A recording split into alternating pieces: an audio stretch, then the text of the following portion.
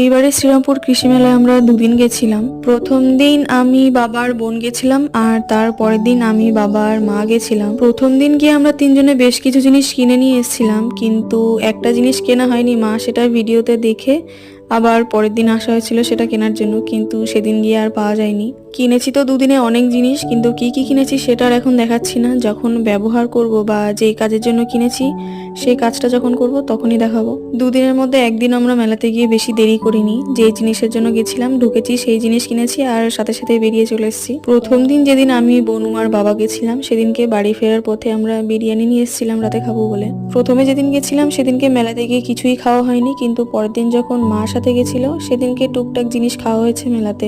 যেমন একটা পোড়া ভুট্টা আমরা তিনজনে ভাগ করে খেয়েছি, মা মায়ের পছন্দের ভাপা পিঠে খেয়েছে, আর আমি আর বাবা মিলে খেয়েছি ঘুগনি। মেলাতে এই বেতের ছোট ছোট জিনিসগুলো যে কি দারুণ দেখতে লাগছিল।